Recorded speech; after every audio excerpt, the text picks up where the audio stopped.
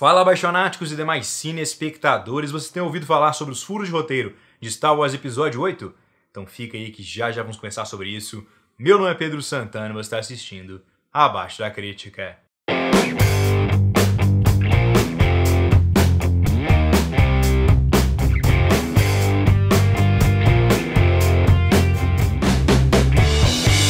Bom, abaixonáticos, então não é segredo pra ninguém que a recepção dos fãs a Star Wars Episódio 8, Os Últimos Jedi, tem sido bem dividida. Muitos amaram o filme, como foi meu caso, muitos odiaram o filme. E temos alguns poucos aí no meio termo, mas claro, isso baseado nas discussões que eu tenho visto na internet, no Twitter, no Reddit e em outros portais. Mas uma coisa que tem sido muito trazida à tona é a suposta existência de furos de roteiro no filme. E eu gostaria de falar um pouquinho sobre isso aqui hoje, porque eu concordo com a existência de alguns, mas não de todos que estão sendo levantados. Então vamos começar um pouquinho sobre isso. Mas antes de começar esse vídeo, gostaria de fazer um convite pra você que é fã de filmes, séries, críticas e tudo mais a ver com o mundo dos cinemas. Se inscreva aqui no canal, tem vídeos novos sobre esse tema quase todos os dias. E claro, se você já é um inscrito, não esqueça de compartilhar esse vídeo aqui. Então, para começo de conversa, duas coisas. As questões que estão sendo apontadas sobre a física do filme, assim, realmente a interação dos objetos no espaço de acordo com as leis de Newton, eu vou dar meio que uma ignorada, porque Star Wars nunca foi conhecido por ser um filme cientificamente preciso e com a física bem estabelecida. Então, a gente tem propagação de som no espaço, a gente tem presença de inércia no espaço, a gente tem presença de forças gravitacionais onde não deveriam existir. Mas então eu não quero muito conversar sobre esse aspecto do filme, porque é um aspecto que não levaria a lugar nenhum produtivo. Eu gostaria de mesmo tocar nos pontos mais tangíveis do roteiro em si, em relação aos personagens, em relação à sua evolução. E uma coisa que de cara eu vou concordar com a galera que está criticando o filme é sobre o ponto da Almirante Holdo não conversar sobre o seu plano com seus subordinados. É estranho e meio que só serve para esconder um segredo do público, e que não faria sentido esconder esse segredo do Poe Dameron e dos demais membros da Resistência. Talvez o que poderia ter sido feito seria o que foi feito no Star Wars Episódio 7, quando o Han Solo vai começar com a Mascanata, que ela pergunta "Who's the girl?" Aí o Han Solo vai falar alguma coisa e a gente tem a cena cortada para outro ponto. A gente poderia muito bem ter tido esse momento aí para tirar o conflito entre o Poe e a Almirante Holdo, mas o Rian Johnson preferiu seguir de outra maneira. Eu entendo que seja para informar o público e não necessariamente o personagem, mas não é uma coisa que faz muito sentido dentro da lógica estabelecida pelo filme. A primeira coisa que eu tenho visto, que eu discordo profundamente que seja um furo de roteiro, é a questão da Primeira Ordem ter o poder agora sobre a Resistência. Assim, a gente viu no final do Despertar da Força que a base Starkiller foi destruída. Muito legal. Mas vocês têm que lembrar que a base Starkiller tinha acabado de pulverizar 4 planetas que constituíam a capital da Nova República. E não só isso, boa parte da frota da Resistência estava lá presente. Isso é falado pra gente, mas também é mostrado. Assim, a gente vê uma série de naves da frota orbitando os planetas da capital e eles acabam sendo destruídos no processo. Então, na verdade, não é simplesmente uma destruição de 4 planetas, mas sim de um sistema de governo como um todo e também de quase todo o apoio militar que a Resistência tinha. Então, por isso que eles estão numa situação bem complicada.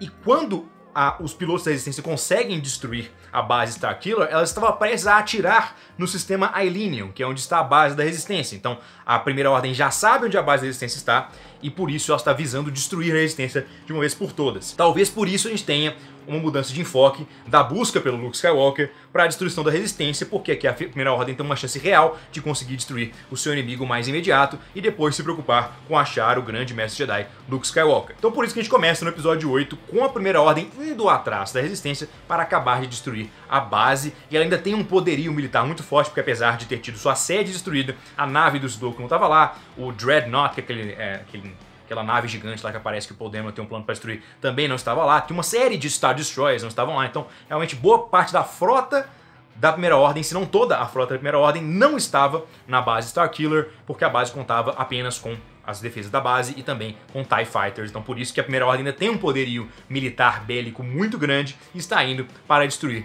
a Resistência no início do filme número 8. O que me leva ao meu segundo ponto, que é o gap temporal entre esses filmes, e também ao meu terceiro ponto, que é a timeline do filme em geral. Tem muita gente falando que não existe gap temporal entre Star Wars Episódio 7 e Episódio 8, que é quase verdade, porque assim, as ações que a gente vê na tela são bem próximas umas das outras, se a gente considerar o final do Episódio 7 e o início do Episódio 8. Mas a gente tem que levar em conta a distância da viagem e o planejamento para o deslocamento das tropas da Primeira Ordem até a base da resistência no sistema Ailinium. Porque a gente realmente não sabe qual que é a distância que estava aí da frota da Primeira Ordem até o sistema Ailinium, e a gente não tem ideia o quanto tempo que eles levaram para chegar de um lugar ao outro. A gente pode assumir que é um período curto? Sim. A gente pode assumir que é imediatamente depois? Não, porque as viagens espaciais de Star Wars geralmente tendem a ser um pouco mais demoradas do que parecem. Se você está duvidando disso, é só você se lembrar que no episódio 5, o Luke está treinando com Yoda, enquanto o Han Solo tá desviando de um campo de asteroides indo até Bespin. Então,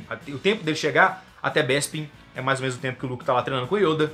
Então, a gente pode assumir que é um tempo considerável, até porque as naves que trafegam no hiperespaço não tem uma velocidade assim limitada, não é um teleporte. E também, o que isso levaria à nossa conclusão sobre a timeline como um todo do filme? É porque a Rey, aparentemente, fica bastante tempo lá em Ahch-To, tá? Bastante tempo não, mas pelo menos uns 3 ou 4 dias. No mínimo, a gente vê que a Rey fica lá em Ahch-To treinando com o Luke, pra gente ver vários ciclos aí de dia e noite se passando. E isso não quebra a lógica de tempo do filme, porque a gente não sabe quanto tempo que a Resistência ficou viajando na sua fuga do sistema Ailinium até o ponto que a Primeira Ordem os encontra novamente, depois que eles saem do hiperespaço. Eles podem ter ficado viajando no hiperespaço por 2 dias e meio, sem problema algum, porque, como eu já disse, é uma viagem mais longa sendo realizada através de grandes distâncias, então na verdade tá tudo lá no piloto automático, tudo mapeado nos computadores de navegação, e as pessoas estão lá a bordo das suas naves planejando outras coisas, fazendo outras coisas, enquanto elas estão guiadas por dentro do hiperespaço, então não tem motivo nenhum para que essa viagem tivesse durado menos aí de 2 dias e meio, 3 dias, até pelo que a gente vê no planeta Ahch-To com a Rey. Da mesma forma, isso resolve um quarto ponto de contenção que os fãs têm tido com o filme, que é porque o Luke não simplesmente pegou o seu X-Wing e foi até o planeta Crait. A gente não sabe a distância entre Crait e Ahch-To. A gente não sabe quanto tempo levaria pro Luke chegar até lá. A gente não sabe se o Luke, indo com sua nave espacial, confrontar o seu sobrinho Ben Solo, ele seria alvejado pelas tropas da Primeira Ordem que estavam invadindo o planeta Crait. Então, na verdade, a escolha do Luke de usar a sua projeção de força, sua projeção astral, é muito mais uma questão prática de chegar lá rapidamente para conseguir salvar a Resistência do que uma questão de acovardamento dele não querer lidar com o Ben Solo, até porque esse é um poder da força que é extremamente poderoso e também que suga muito da energia vital do usuário, tanto que o Kylo Ren, no início do filme, fala pra Rey que ela, não, você não pode estar fazendo isso, se você estivesse fazendo isso, o esforço te mataria, quando eles têm lá aquela primeira conexão na sua ponte mental. Falando em ponte mental, esse é um furo de roteiro que eu concordo. Não tem como o Snoke estabelecer uma ponte mental entre a Rey e o Kylo sem eles saberem onde a Rey está. Então eu imagino que a explicação lógica seria que, na verdade, o Snoke só abriu a mente do Kylo Ren para que a Rey pudesse encontrá-lo involuntariamente, mas mesmo assim é meio frágil, assim, não é um negócio que faz muito sentido, então esse ponto aí eu concordo que seja um furo de roteiro. Sobre a morte do Snoke em si, ai meu Deus, como é que o Snoke não percebeu que o lightsaber estava do lado dele virando? Porque o Snoke estava literalmente lendo a mente do Kylo Ren e estava focado nisso naquele momento, e assim, foi um negócio profetizado pela Rey e pelo Luke. Você pode até não gostar disso, da morte do Snoke, como é que foi executada, mas ela faz sentido com que a Rey e que o Luke falaram, que os Jedi foram destruídos por sua arrogância, que o Snoke ia ser destruído por sua arrogância, porque realmente o Snoke tá lendo lá, o Kylo Ren pensando, olha, eu tô indo matar meu inimigo verdadeiro agora. Ele tá pensando, porra, tá lá com a Rey, beleza. Tô virando meu sabre de luz agora. Vou acender meu sabre de luz agora.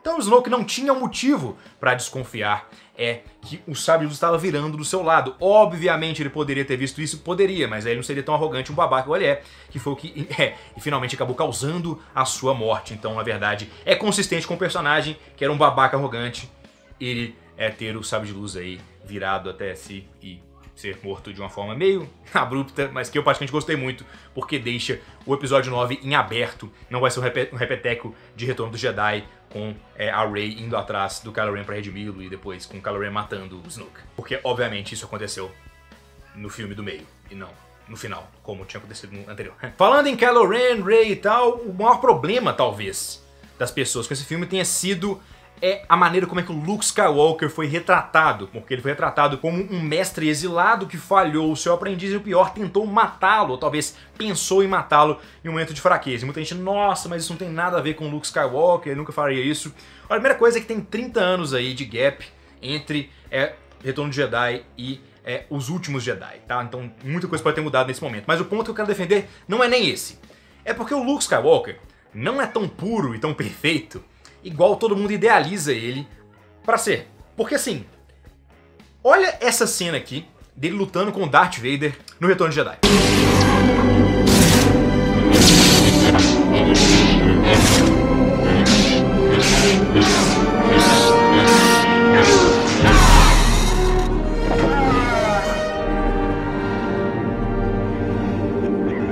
Olha a cara do Luke Skywalker.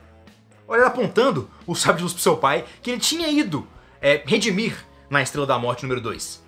Você vai falar que esse cara, nem por um momento naquele segundo, pensou em matar o Darth Vader?